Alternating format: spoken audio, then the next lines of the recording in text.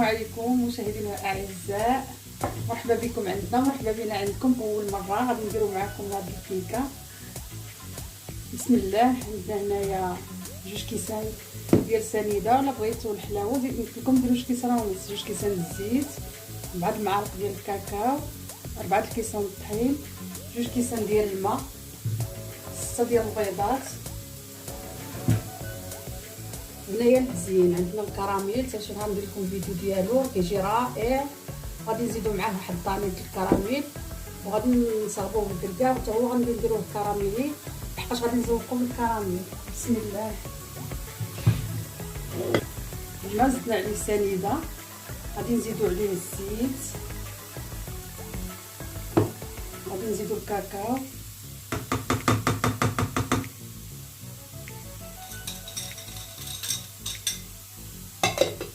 غادي نخلطوهم. المقادير كاملين اللي درنا كنحيدو واحد الكاس باش غادي نسقيوها في التالي.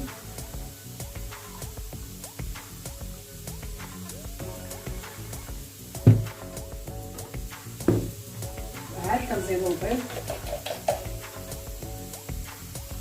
عاد كنزيدو البيض كنحركو مزيان.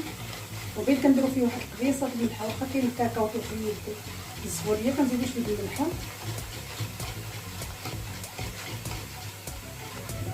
من بعد كنزيدو الطحين، 4 الكيسان معبورين شويه بشويه، 4 الخمارات ما قلتهمش في الاول،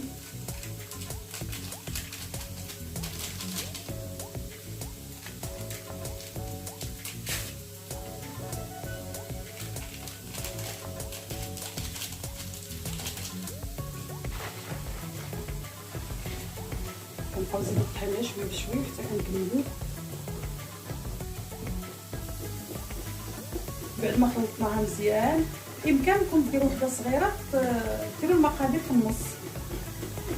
هذه دابا درناها كبيره، غادي نديروها في المول اللي غادي طيب ونديروها للفران ان شاء الله. وبقاو معايا حتى طيب.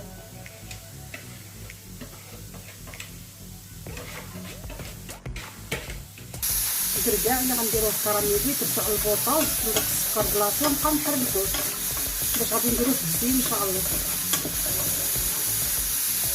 من بعد ما وجد هكا رجع اللون ديالو نزوقو به مع الكراميل ان شاء الله. الكراميل دابا ندير لكم واحد الفيديو كيجي رائع رائع، غير جربوه ان شاء الله. دابا نحطو لكم.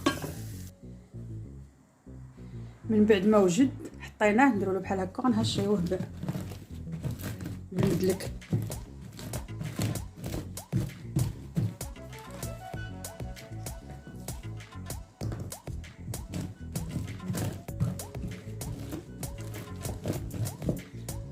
دابا من بعد ما طابت غادي نسقيوها سخونه، غنتقبوها هكا بالفرشيط مزيان بحال هكا حتى نتقبوها كامله.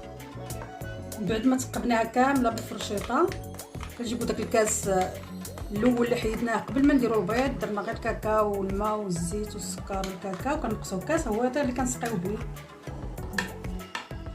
كنسقيناها كامله، غنزيدو عليها داك الكراميل اللي قلت لكم دابا نديرو لكم ان شاء الله في شي فيديو. وزدنا عليه واحد طانيط كراميل. من بعد ما درنا الكراميل غنديرو داك الكركاع اللي صاوبناه حتى هو كراميلي، درناه بالسكر، ديناه للبوطه، ديناه حتى هو كراميل وهرمشناه مزيان، هو اللي غنزوقو به. بعد ما اخيرا سالينا كي جاتكم ديروها، ما غتندموش عليها، راها كتجي لذيذه وخصوصا ملي يكون عندك الضياف بزاف.